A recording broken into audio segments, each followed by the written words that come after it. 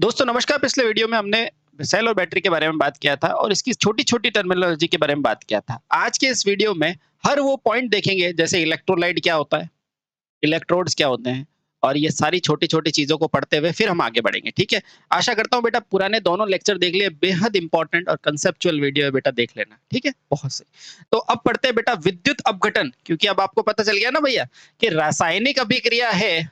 ओहो! अब आपको क्या पता चल गया साथियों?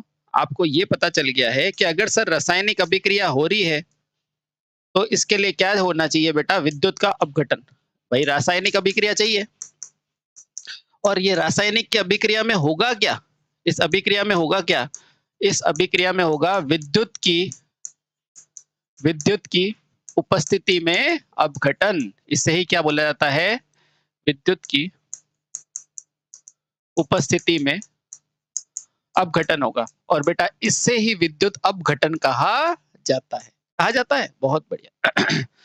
अब देखो, तो अब पढ़ते हैं बेटा विद्युत अपघटन संबंधित शब्दावलियाँ। तो लिखो पहला, तो अपन मूल रूप से क्या पढ़ेंगे? विद्युत अपघटन शब्दावलियाँ।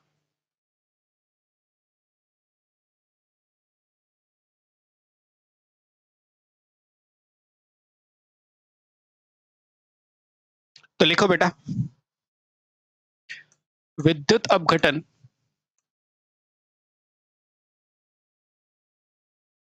से संबंधित,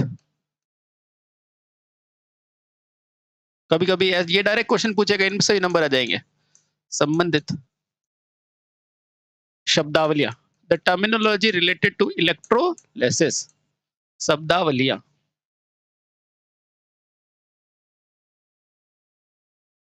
ठीक है? चलिए आओ। अब कौन-कौन सी होती है? देख लो बेटा। ठीक है? तो सबसे पहली टर्मिनोलॉजी क्या होती है बेटा? इलेक्ट्रोलाइट, क्योंकि इसके बिना तो जीवन ही अधूरा है ना? भाई इलेक्ट्रोलाइट होगा तभी तो विद्युत दोगे। विद्युत दोगे किसको? इलेक्ट्रोलाइट को, है ना? तो पहला क्या पढ़ेंगे बेटा? इलेक्ट्रोलाइट। क्या पढ़ेंगे? इलेक्ट्रोलाइट। तो पहला शब्द आपके पास आता है, इलेक्ट्रोलाइट क्या होता है? वैसे तो आपने सब जान लिया है, लेकिन फिर भी अपने को लिखना है ना? इलेक्ट्रोलाइट क्या होता है? इलेक्ट्रोलाइट। तो लिखना बेटा, सबसे पहले तो बेटा ये द्रव है कि नहीं है? है। और बेटा द्रव है और धारा प्रवाह कर रहा है, यानी कि क्या है? चालक है। तो लिखना बेटा यह एक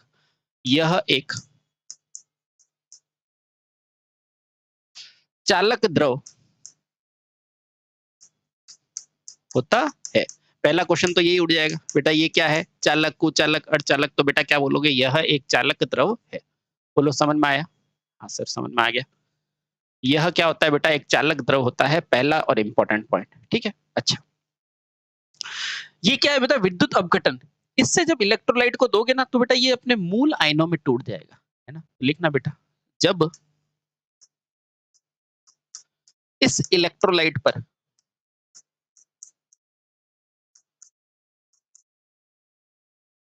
लाइट पर क्या दी जाती है बेटा?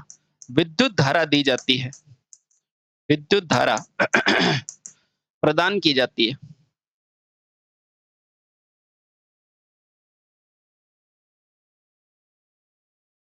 जाती है।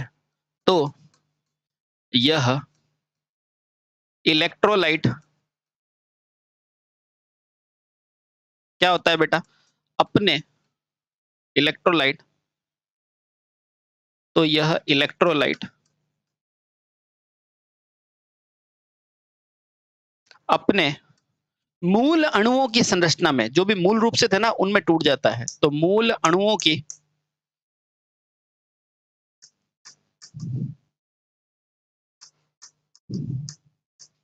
मूल अणुओं की संरचना में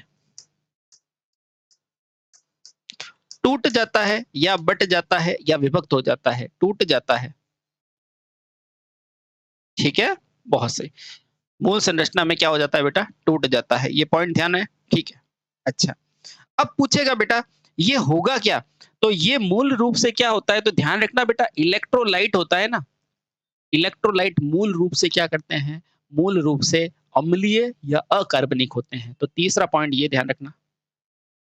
पहला तो ये हो गया, दूसरा ये, तीसरा ये। ज्ञात रहे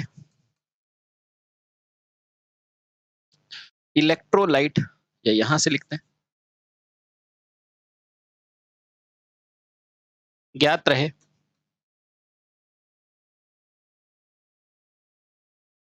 इलेक्ट्रोलाइट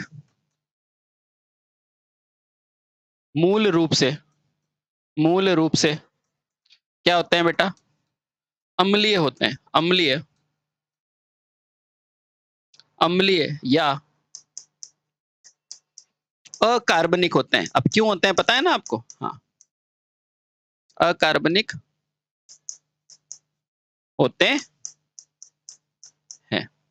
इसलिए बेटा हर चीज को अच्छे से पढ़ना चाहिए, ठीक है। मूल रूप से क्या होता है बेटा, अम्लीय या अकार्बनिक होता है। यदि इस इलेक्ट्रोलाइट को जल में घोल दिया जाए तो बेटा ये विद्युत चालक बन जाते हैं। कैसे? आपको पता है बेटा, जब आप बैटरी पढ़ते थे, जब आप बैटरी पढ़ते थे, अब जब बैटरी पढ़ते हो तो बेटा यहाँ क्या यूज करते हो आप, H2SO4। कभी आपने इसको सांद्र यूज किया है? नहीं, हमेशा क्या यूज करते हो बेटा, तनु। और तनु का मतलब क्या होता है, पानी। पानी का मतलब क्या होता है, जो बेटा क्या हो, पतली अवस्था में। और तनु का मतलब क्या होता है बेटा, पानी, ध्यान रखना। तो इसके अंदर आप क्या डालते थे, H2SO4 में क्या डालते थे बेटा, आसुत पानी। क्या डालते हो, आसुत पानी, यानी कि शुद्ध पानी। और शुद्ध पानी बेटा हमेशा क्या होता है, कुचालक होता है, पता है ना आपको? हाँ, ये डालने से होता क्या है बेटा, जैसे इसके अंदर पानी डालोगे ना तो ये दो अणुओं में टूट जाएगा, H प्लस प्लस SO4। बोलो सही?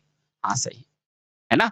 एक तो विद्युत धारा मिल गई, एक पानी मिल गया, तो ये टूट जाएगा, ठीक है। अब सुनो, तो ज्ञात रहे इलेक्ट्रॉन मूल रूप से अम्लीय या अकार्बनिक होते हैं, ठीक है। और जब इसे, इस इलेक्ट्रोलाइट को जलीय विलयन में डाल दिया जाता है तो बेटा ये विद्युत के चालक बन जाते हैं। तो लिखना,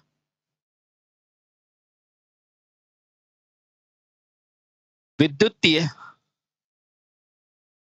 चालकता, विद्युतीय चालकता इलेक्ट्रोलाइट में,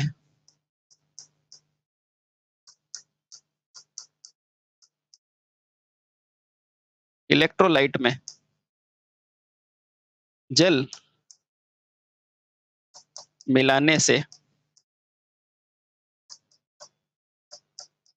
प्राप्त, या जल मिलाने से बढ़ती है,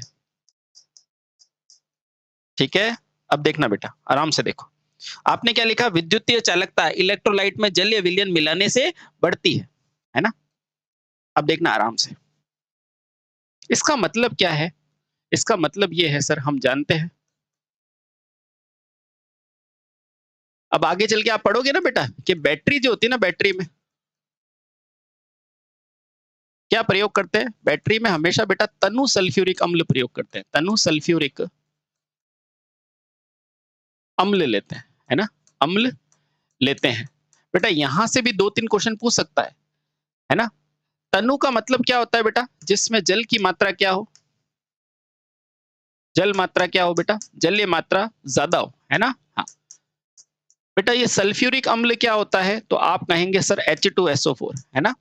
और कभी कभी बेटा इस बैटरी के लिए पूछा जाता है कि बताओ, बैटरी के लिए तनु सल्फ्यूरिक अम्ल में प्रयोग होता है ना, तनु सल्फ्यूरिक अम्ल।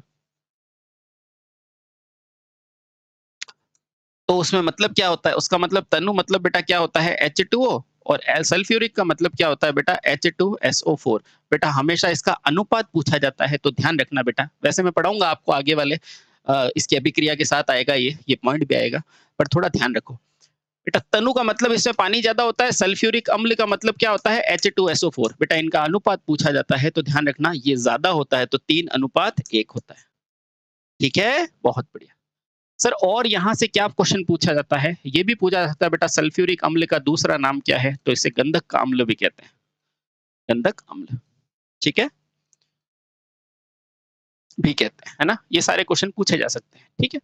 तो यहां से हमने इलेक्ट्रोलाइट के बारे में क्या बात की है सर, इलेक्ट्रोलाइट एक चालक द्रव है। अच्छा, जब इसमें विद्युत धारा प्रवाहित करेंगे तो बेटा क्या होगा, इलेक्ट्रोलाइट अपने मूल अणुओं में क्या हो जाएगा, मूल अणुओं की संरचना में टूट जाएगा। याद रहे इलेक्ट्रोलाइट मूल रूप से अम्लीय या अकार्बनिक होते हैं, है ना। विद्युत चालकता इलेक्ट्रोलाइट में जल डालने पर मिल जाती है। और बेटा इसीलिए हम बैटरी के अंदर क्या करते हैं, इसीलिए हम जानते हैं बैटरी में हम क्या डालते हैं बेटा, तनु सल्फ्यूरिक डालते हैं, कभी सांद्र नहीं डालते। तनु का मतलब क्या होता है बेटा, जो पतला होता है ना अपन, वो। जल्दी डाला ज़्यादा तो बेटा H2SO और H2SO4 का अनुपात पूछता है तो 3:1 होगा और बेटा इसे ही क्या बोलेगा गंधक का अम्ल, है ना? अब वो पूछेगा बेटा बताओ तो कौन-कौन सा आप यूज़ कर सकते हो? तो किस-किस में यूज़ किया जा सकता है? तो बेटा इसके इलेक्ट्रोलाइट के रूप में सार को यूज़ कर सकते हैं, आसुत जल को यूज़ कर सकते हैं, एल्कोहल को भी यूज़ कर सकते हैं, है ना? तो लिखो बेटा लिखो इसे चालक बनाने के लिए आसुत जल, क्षार और एल्कोहल का प्रयोग किया जाता है, ठीक है? तो लिखो बेटा इसे चालक बनाने के लिए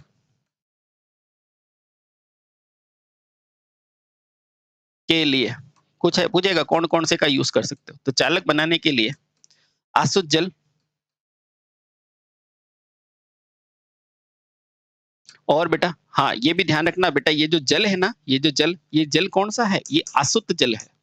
क्या है? आसुत जल। सर आसुत जल क्या होता है? आसुत का मतलब होता है बेटा शुद्ध जल। क्या होता है? शुद्ध जल। सर शुद्ध जल का मतलब क्या होता है? शुद्ध जल वो होता है बेटा जिसके अंदर आयन्स उपस्थित नहीं होते हैं।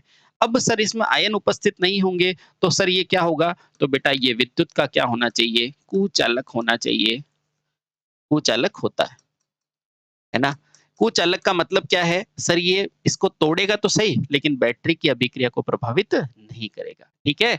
कुचालक इसलिए होता है ताकि यह केवल क्या करे बेटा? इलेक्ट्रोलाइट को तोड़े। इलेक्ट्रोलाइट को तोड़े। अभिक्रिया में अभिक्रिया में बाधा नहीं पहुँचाए। बोलो क्लियर? क्लियर। अब देखो बेटा, है ना? हाँ, तो ज़्यादातर बेटा यही यूज़ करते हैं। तो ज़्यादातर कौन-सा यूज़ करते हो? तो शुद्ध जल ही यूज़ करते हो, ठीक है? ये अपन ने देखा भी है घरों में। तो चालक बनाने के लिए आसुत जल और क्या लेते हो बेटा? क्षार तथा वनस्पति तेल भी ले सकते हैं, है ना? और क्या ले सकते हैं बेटा? वनस्पति तेल, है ना? या बेटा क्या यूज़ में ले सकते हैं? अल्कोहल प्रयोग में लिया जाता है। अल्कोहल प्रयोग में लेते हैं। बेटा अगर इलेक्ट्रोलाइट के बारे में आपको ये जानकारी है ना, तो इसका मतलब आपको पूरे इलेक्ट्रोलाइट की जानकारी है, ठीक है? ठीक? आराम से देख लो, ठीक? ये पूछा जाता है, ये गंधक का पूछा जाता है, ये शुद्ध है, कुचालक है, इसका काम क्या है बेटा? सिर्फ़ अभिक्रिया में इलेक्ट्रोलाइट को तोड़े, इसमें किसी तरह का बाधा नहीं पहुँचाए, ध्यान रखना। चालक बनाने के लिए क्या आसुत जल डाल सकते हो, इसको नॉर्मली सबसे ज़्यादा यूज़ करते हैं, पता ही है आपको। या क्षार ले सकते हो, या वनस्पति ले सकते हो, या अल्कोहल ले सकते हो, ठीक है? बहुत बढ़िया। चलिए, अब दूसरा पॉइंट जो आता है हमारे पास, वो कौन-सा आता है? इलेक्ट्रोलाइट के बारे में पता पता चल गया आपको? ठीक है। अब भाई साहब इधर आओ। ये बैटरी है, बेटा इलेक्ट्रोलाइट तक तो पहुँच गए, यहाँ तक धारा भी तो भेजोगे ना? यहाँ तक तो धारा भी तो पहुँचोगे। यानी कि यहाँ पर मुझे धारा डालोगे, तो बेटा धारा डालने के लिए यहाँ पर एक द्वार की ज़रूरत होगी। एक द्वार की ज़रूरत होगी और द्वार को क्या बोला जाता है बेटा? अग्र बोला जाता है और बेटा इस इलेक्ट्रोड को क्या बोला जाता है? इलेक्ट्रोड बोला जाता है। तो बेटा यहाँ ध्यान रखना इसको क्या कहते हैं और धारा को इंग्लिश में क्या बोलते हैं बेटा? विद्युत और विद्युत का अग्र यानी कि विद्युत का द्वार बेटा क्या कहलाएगा? विद्युताग्र। क्या कहलाएगा? विद्युताग्र और बेटा इसे ही इंग्लिश में क्या बोला जाता है? इलेक्ट्रोड। फिर से समझो बेटा ये इलेक्ट्रोलाइट है बेटा यहाँ से धारा भेजनी है, धारा को कहोगे विद्युत और अग्र को कहोगे बेटा द्वार। इस द्वार के द्वारा धारा अंदर जाएगी, है ना? यानी कि विद्युत को भेजने का द्वार तो बेटा इसे हिंदी में बोला जाता है। हमारी हिंदी बहुत श्रेष्ठ है भैया, है ना? अंग्रेज तो बेटा कॉपी करते हैं। इधर आओ। तो ये क्या है? विद्युत का अग्र यानी कि विद्युत का द्वार बेटा उसे क्या बोला जाता है? विद्युताग्र और इसे इंग्लिश में बोला जाता है इलेक्ट्रोड। बोलो समझ में आया? आया। तो अब हम समझेंगे इलेक्ट्रोड के बारे में, यानी कि विद्युताग्र के बारे में, यानी कि विद्युत के द्वार के बारे में। समझ में आया? आया। चलो। तो बी हमारा है विद्युताग्र। ओहो इलेक्ट्रोड।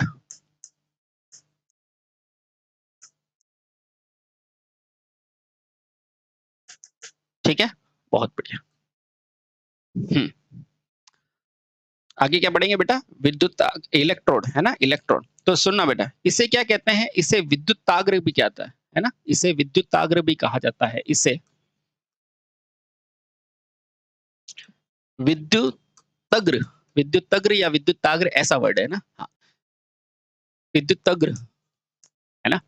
ये देखो, विद्युत का घर, विद्युत का घर या द्वार, है ना, ठीक है। इसे विद्युतग्र भी कहा जाता है। तो क्या कहोगे बेटा? इसे विद्युतग्र कहा जाता है। इसका सही वर्ड ये है, इसे विद्युतग्र भी कहा जाता है ना, हाँ। इसका अर्थ है,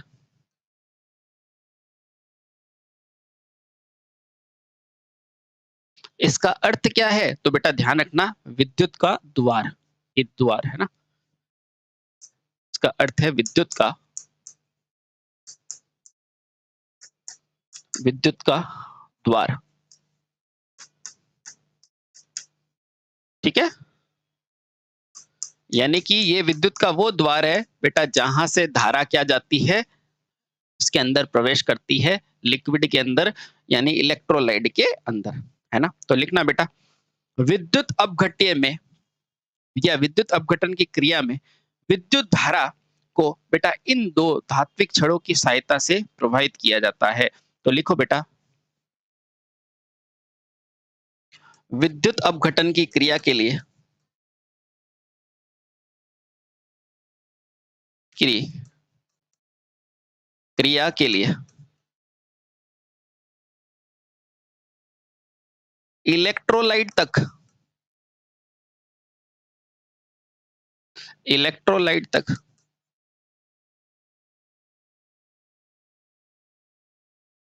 भाई इलेक्ट्रोलाइट पहुंचेगी जब टूटेगा ना, हाँ, इलेक्ट्रोलाइट तक धारा, इलेक्ट्रोलाइट तक धारा, इलेक्ट्रोलाइट अपघटन की क्रिया में इलेक्ट्रोलाइट तक धारा जिन दो छड़ों से पहुंचाई जाती है, छड़ों से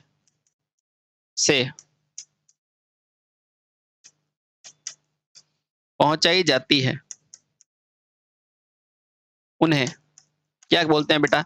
इलेक्ट्रोड कहते हैं, उन्हें इलेक्ट्रोड कहते हैं। तो बताओ, अगर इसके अंदर धारा जाएगी, अगर साथियों इसके अंदर से धारा जाएगी, इसके अंदर से धारा जाएगी, तो बेटा ये चालक होना चाहिए, कुचालक होना चाहिए? तो सर आपको ही पता है, क्या बच्चों वाली बातें कर रहे हैं, यहाँ पर चालक ही होना चाहिए। तो लिखना बेटा, अतः यह क्या होनी चाहिए? चालक होनी चाहिए। अतः इलेक्ट्रोड छड़े चालक होती है, इलेक्ट्रोड छड़ चालक होती है।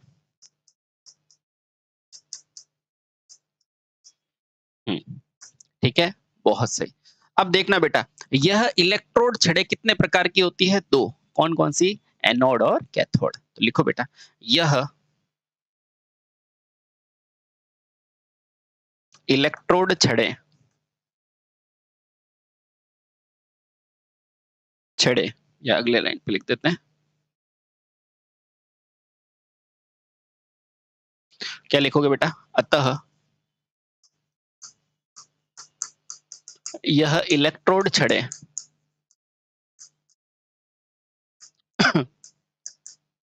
छड़े दो प्रकार की होती है। पूछा है कितने प्रकार की, तो क्या बताओगे? दो प्रकार की होती है। बोलो हाँ। हाँ, बहुत बढ़िया, साथ में बोलते रहो, है ना, ताकि याद हो जाए। तो पहला क्या होगा? पहली कौन सी होगी? तो ध्यान रखना, पहली कौन सी होगी? एनोड होगी। कौन सी होगी? एनोड। अब आपको सारी चीजें एकदम क्लियर क्लियर दिखेगी, एनोड क्या, कैथोड क्या, है ना, क्योंकि कंसेप्ट क्लियर है। दूसरा क्या है बेटा? कैथोड। पहली कौन सी है? एनोड, और दूसरी क्या है? कैथोड। क्लियर? क्लियर। अब देखो बेटा, एक एक करके इस एनोड और कैथोड को समझते हैं और इसके पर्दे खोलते हैं। तो पहला क्या हो जाएगा? पहला क्या हो जाएगा सर? पहली है एनोड। अच्छा सर, आपने मुझे लिखाया था वो मुझे याद है, तो बोलना चालू करो फटाफट। एनोड क्या होता है? तो लिखना बेटा, एनोड एक धनात्मक छोर होता है। ठीक है, ये क्या होता है बेटा? यह एक धनात्मक छोर होता है। छोर यानी कि हिस्सा, छोर होता है। अच्छा, ये किससे जुड़ा हुआ होता है? तो सर आपने बताया था ये जो एनोड होता है ना, वो हमेशा बैटरी के पॉजिटिव से जुड़ा होता है और कैथोड बेटा हमेशा बैटरी के नेगेटिव से। पढ़ाया कि नहीं पढ़ाया? हाँ सर पढ़ाया ना। बस यही तो है। ये एनोड छोड़, ये कैथोड छोड़, है ना? तो बेटा एनोड ये हमेशा धातु, ये क्या होता है बेटा? धनात्मक छोर होता है जो बैटरी के धनात्मक सिरे से जोड़ा जाता है। जो बैटरी के धनात्मक सिरे से जोड़ा जाता है। जोड़ के बताया कि नहीं? हाँ सर बताया। Thank you. जोड़ा जाता है। क्लियर? क्लियर, है ना? तो इसकी प्रकृति कैसी है? ना ना सर प्रकृति तो चार्जिंग डिस्चार्जिंग पे बहुत बढ़िया, लेकिन छोड़ तो क्या होगा? धनात्मक। ओके, चल बहुत बढ़िया। आम शब्दों में कहे तो वह छड़ जिसकी मदद से विद्युत धारा इलेक्ट्रोड के क्या होती है बेटा? बाहर निकलती है, एनोड कहलाता है। तो क्या लिखोगे बेटा? आम तौर पे आप क्या करोगे, या आप इसको मत लिखो, आप सिंपल सा एनोड का मतलब समझ गए ना? एक धनात्मक छोर होता है जो क्या होती है बेटा? बैटरी के धनात्मक से जोड़ी जाती है। ठीक है, अब लिखो बेटा कैथोड। क्या लिखोगे? कैथोड।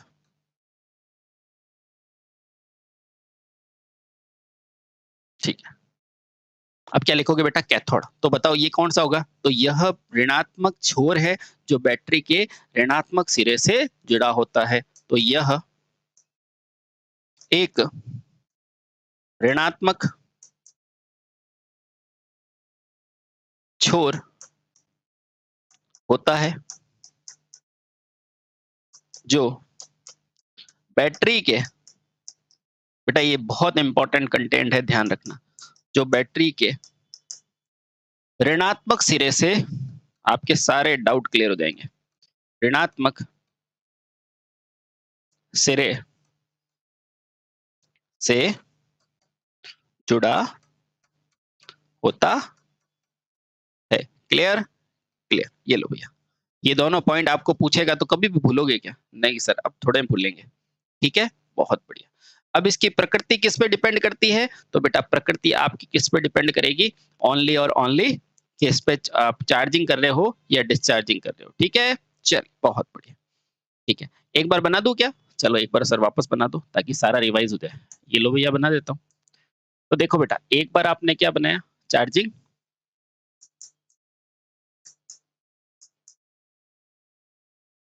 एक बार आपने क्या बनाया? डिस्चार्जिंग। ठीक है, आराम से अब सारी चीजों को सोचो बेटा जो मैंने लिखाई थी। ये कौन सा इलेक्ट्रोड है? Copper electrode. और ये कौन सा है बेटा? Zinc electrode. ये कौन सा हिस्सा है? एनोड। ये कौन सा हिस्सा है बेटा? बैटरी का धनात्मक हिस्सा। और ये क्या है बेटा? कैथोड। ये क्या है? बैटरी का नेगेटिव हिस्सा। अच्छा, चार्जिंग है तो बेटा ऊपर क्या लगाओगे? बैटरी। धनात्मक को धनात्मक से जोड़ना है, जोड़ दो, यानी कि यहां से मेरी धारा यहां जाएगी। अब यहां से धारा बेटा यहां जाएगी, और धारा को जाने के लिए, धारा को जाने के लिए बेटा हमेशा नेगेटिव से पॉजिटिव ऐसी जाती धारा, है ना? तो देखो बेटा यहाँ पर चार्जिंग के केस में क्या हो जाएगा? देखो चार्जिंग के केस में उल्टा बताया था ना, एनोड पॉजिटिव होता है लेकिन आते कौन है? नेगेटिव, है ना? ये पॉजिटिव होता है तो यहाँ पे बेटा यहाँ बैटरी बन गई, और बेटा ये देखो आपकी धारा बस इस तरह से फ्लो होने लगी, है ना? ये धारा इस तरफ से फ्लो होने लगी, यानी कि बेटा चार्जिंग के केस में जो एनोड होगा उससे धारा बैटरी के अंदर जाएगी, और डिस्चार्जिंग में देखा यहाँ से निकलेगी। ठीक है, हाँ तो चार्जिंग में देखो बेटा क्या होगा? एनोड होगा ना, एनोड से धारा क्या होगी? अंदर जा रही है कि नहीं? अंदर जा रही है। ठीक है, और वहीं बेटा आप डिस्चार्जिंग में अगर बात करोगे तो डिस्चार्जिंग में भी सेम टू सेम। अब वो वापस बनाना है क्या? ये H2SO4 ये सब आप जानते ही हो। यहाँ पे फिर से बेटा क्या बना दो? ये आपका कॉपर है, पॉजिटिव वाला, और यहाँ पर बेटा क्या है? ये क्या है? जिंक है। इसकी संरचना नेगेटिव है। बेटा यहाँ पर आपने क्या लगा दिया है? लोड लगाया। क्या लगाया है? लोड। ठीक है, अब देखो बेटा, इस तरफ आपकी चार्जिंग हो रही है, तो बेटा इसके विपरीत तरफ क्या हो जाएगी? डिस्चार्जिंग होगी। होगी कि नहीं? होगी। अब डिस्चार्जिंग तभी होगी बेटा जब यहाँ पर नेगेटिव होगा, यहाँ पॉजिटिव, तो सारे नेगेटिव आयन्स यहाँ आ जाएँगे और पॉजिटिव आयन क्या हो जाएँगे बेटा? यहाँ आ जाएँगे। तो इस तरह देखो बेटा कार्यक्रम क्या होगा? यहाँ से आप धारा डालोगे, है ना? ये लोड के अंदर धारा गई और बेटा यही यहाँ से घूम के यहाँ से देखो फिर से निकल गई। तो बेटा इस तरह से चार्जिंग में और डिस्चार्जिंग में धारा प्रवाह होने लगा, होने लगा, होने लगा। ठीक है? क्या सर मेरा एनोड कैथोड चेंज हुआ? नहीं, एनोड सिरा और कैथोड सिरा कभी चेंज नहीं हुआ, लेकिन प्रकृति दोनों की बदल गई। देखो यहाँ पे एनोड से धारा अंदर जा रही है और यहाँ से देखो बेटा एनोड की तरफ क्या हो रही है बेटा? यहाँ से देखो ये एनोड है ना, यहाँ से धारा निकल रही है। तो पूरी बात ये होती है कि भैया डिस्चार्जिंग के अंदर जो एनोड छोर होता है ना, एनोड छोर से धारा क्या होती है बेटा? लोड की तरफ जाती है, बाहर जाती है, लोड की तरफ जाती है, लोड की तरफ जाती है। ठीक है? हाँ। और चार्जिंग में क्या होता है? एनोड से धारा अंदर जाती है। कहाँ पे बेटा? बैटरी के अंदर जाती है। धारा बैटरी के अंदर जाती है। ये होती है बेटा कंसेप्ट क्लैरिटी। बैटरी के अंदर जाती है। ठीक है? बहुत सही। क्लियर हो गया? क्लियर। एनोड तो अभी भी बेटा पॉजिटिव है, लेकिन प्रकृति कैसी है? नेगेटिव, है ना? इसलिए ध्यान रखना। यहाँ से मुझे ध्यान पड़ गया, क्या ध्यान पड़ा? बेटा जब भी ये होगा ना, जब भी चार्जिंग का केस होगा, तो एनोड तो बेटा अभी भी क्या है? एनोड तो अभी भी ओहो! तो यहाँ से बेटा चार्जिंग के केस में आप क्या याद रखोगे? चार्जिंग के केस में क्या याद रखोगे? ये चल क्यों नहीं रहा है? हाँ, ये चल क्यों नहीं रहा है? हाँ। तो बेटा यहाँ पे चार्जिंग के केस में क्या याद रखोगे? ये इंपॉर्टेंट चीज याद रखो। क्या रखोगे सर? यहाँ पे लिखो बेटा एनोड। अब देखो बेटा चार्जिंग जो हो रही है ना, चार्जिंग,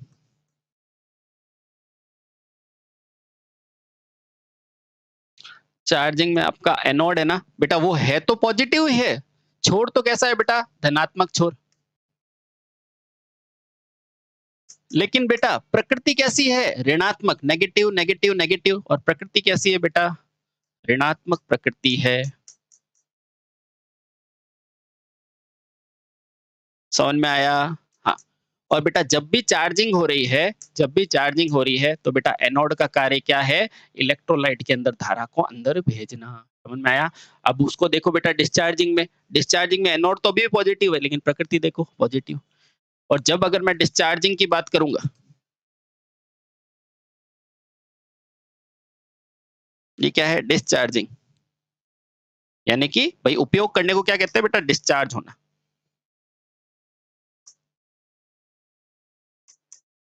डिस्चार्जिंग। अब देखो बेटा डिस्चार्जिंग में आपको पूछेगा एनोड कैसा है, तो आप क्या बताओगे? एनोड तो सर अभी भी क्या है? धनात्मक छोर ही है। लेकिन प्रकृति भी अब कैसी हो गई है इसकी? प्रकृति भी कैसी हो गई है? सर प्रकृति भी इसकी क्या हो गई है? धनात्मक है। समझ में आया? आया। अब थोड़ी ना भूलेंगे सर, मस्त समझ में आ गया। ठीक है? तो बस इतना आसान होता है आपका सेल और बैटरी, है ना?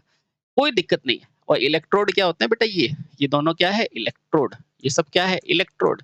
यानी कि यहाँ से धारा अंदर या बाहर जाती है ना? अब देखो बेटा थोड़ा सा टेक्निकल क्वेश्चन और बनाएगा, तो वो आपको क्या पूछेगा कि बताओ एनोड से धारा बाहर जाती है, तो बेटा कहाँ से जाती है? डिस्चार्जिंग के समय, है ना? समझ में आया? अब सिंप ये लिखेगा एनोड से लोड की तरफ धारा जाती है, तो भी बेटा क्या होगी? डिस्चार्जिंग की है होगा, कैथोड से नहीं होगा। ध्यान रखना। ठीक है? क्लियर? मस्त। अच्छा चलिए अब पढ़ते हैं बेटा आयनाइजेशन। क्या पढ़ेंगे बेटा? आयनीकरण। क्या पढ़ते हैं? आयनीकरण। सर ये क्या होगा आयनीकरण? ये क्या होगी आयनीकरण? सर इस आयनीकरण की मदद से हम देखेंगे कि आखिर आयंस में कैसे विभक्त हो रहा है। आयन में हो रहा है ना बेटा, ये H2SO4 ये क्या है? आयन है, ये टूटेगा, है ना? तो बेटा अब अगला क्या पढ़ेंगे? आयनीकरण। क्या पढ़ेंगे? आयनीकरण। ठीक है। तो अब बेटा अपन ने क्या समझ लिया? इलेक्ट्रोड की प्रकृति समझ गई, एनोड समझ गया, कैथोड समझ गया। ठीक है? अब बेटा अपन क्या समझेंगे? आयनीकरण के बारे में। आयनीकरण किसका होगा? इलेक्ट्रोलाइट का। तो लिखो बेटा, अगला जो है विद्युत अपघटन का तीसरा पॉइंट है आयनीकरण। ये बी हो गया। अब सी पढ़ो बेटा, आयनीकरण। इसको इंग्लिश में बोलते हैं बेटा ionization. The process for making the ions है ना, इज कॉल्ड आयनीकरण। ठीक है, लिखो बेटा, जब इलेक्ट्रोलाइट अवयव को जलीय विलायक में घोला जाता है तो बेटा ये धनायन तथा ऋणायन में विभक्त हो जाता है, इन्हें आयन कहा जाता है। तो आयनीकरण में पहला शब्द क्या है बेटा, ये आयन क्या होता है? आयन क्या होता है? तो पहले आयन को समझो। तो आयन क्या होता है बेटा, जब इलेक्ट्रोलाइट अपने मूल अवयवों में टूटता है या कणों में टूटता है, अवयवों में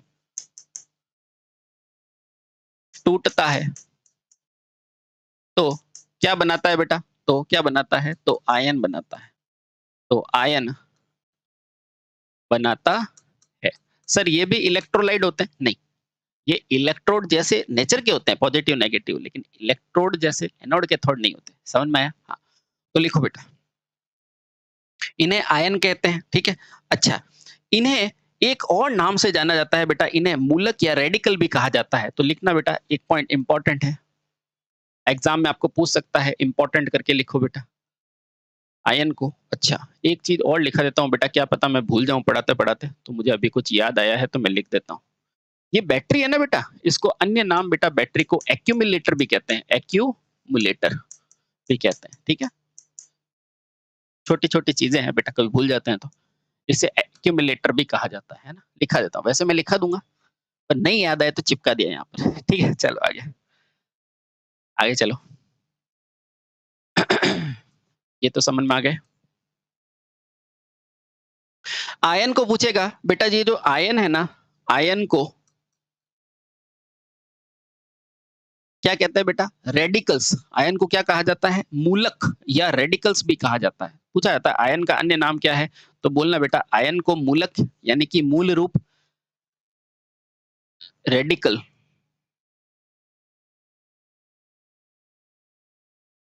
है ना।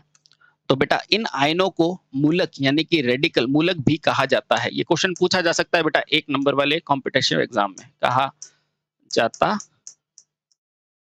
आयन को मूलक या रेडिकल भी कहा जाता है। बोलो क्लियर? Clear, RAD। ठीक है, आयन या मूलक या रेडिकल भी कहा जाता है बेटा। क्लियर? क्लियर। ये बहुत इंपॉर्टेंट है बेटा, एग्जाम में आता है। 99% बच्चे नहीं करते हैं, आप करोगे। ठीक है, ठीक है, लिखो।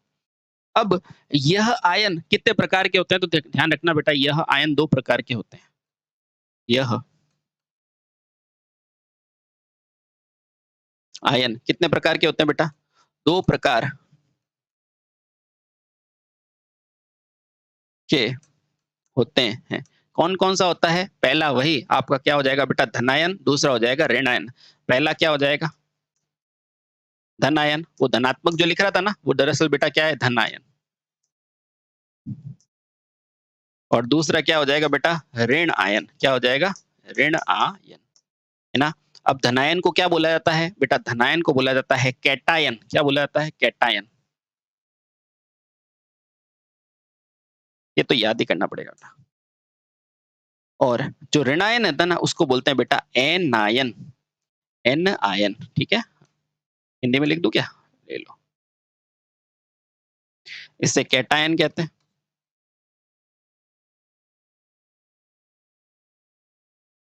और इसे क्या बोलोगे बेटा? एनायन कहते हैं।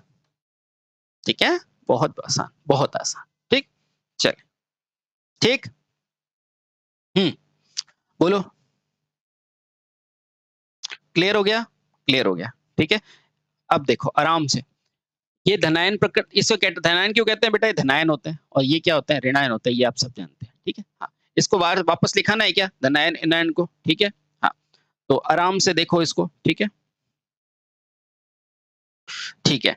अब बेटा यहाँ से आपकी ये सारी चीजें कंप्लीट हो गई है। अब ये धनायन कहाँ जाते हैं, ऋणायन कहाँ जाते हैं, लिख के बताऊं क्या? चलो लिख ही देता हूं। लिखो, तो यहाँ से बेटा आप एक टेबल बना दो छोटी, ताकि कंसेप्ट क्लियर हो जाए।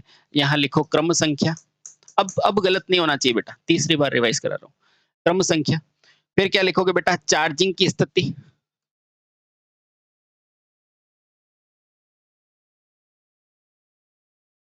फिर क्या लिखोगे बेटा, डिस्चार्जिंग की स्थिति।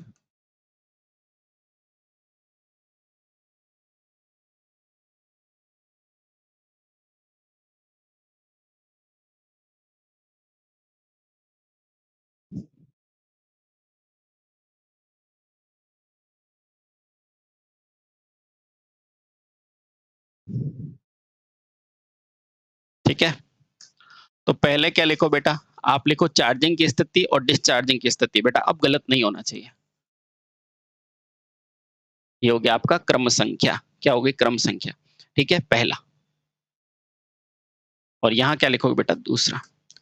चार्जिंग की स्थिति में आपके कैथोड पर क्या होगा, एनोड पर क्या होगा, यहाँ लिखो बेटा एनोड। और ये क्या होता है बेटा, कैथोड। सेम टू सेम बेटा यहाँ पर भी आप लिख दो। और कैसे याद कराया था मैंने, याद करो एक बार। मैंने क्या बोला था, सिर्फ डिस्चार्जिंग याद कर लो, वो अपने आप हो जाएगा। कहा था नहीं कहा था, कहा था, है ना। डिस्चार्जिंग में एनोड कैथोड दोनों क्या होते हैं, धन आयन होते हैं, होता है। हाँ, तो बेटा एनोड पे क्या आएंगे, तो लिखो बेटा एनोड क्या होते हैं बेटा, धन आयन। और धनायन को क्या बोलते हैं, कैटायन, है ना। तो लिखना बेटा डिस्चार्जिंग पर एनोड पर क्या आते हैं, धन आयन आते हैं। तो यहाँ पर क्या लिखोगे, एनोड की ओर धन आयन, या क्या कहते हैं बेटा, कैटायन आते हैं। ठीक है, हाँ। इसी तरह बेटा कैथोड की ओर कौन जाएगा, कैथोड की ओर ऋण आयन। इसको याद करने का तरीका बताया था ना, हाँ। बस पॉजिटिव पॉजिटिव वाले याद करो और काम खत्म। ऋण आयन या एनायन आते हैं। अब देखो बेटा, ऋण आयन की जगह एनायन लिखे ना, तो लिख के आना, ठीक है। ये मैंने पढ़ा दिया आपको। अब बस इसके अंदर तो जस्ट उल्टा कर दो। कैथोड होता क्या है, पॉजिटिव, पर आता कौन है, ऋण आयन। तो एनोड की ओर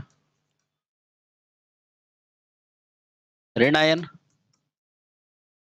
यानी कि एनायन आते हैं, एनायन आते हैं, है ना। और बताओ कैथोड की ओर कौन आता है, तो कैथोड की ओर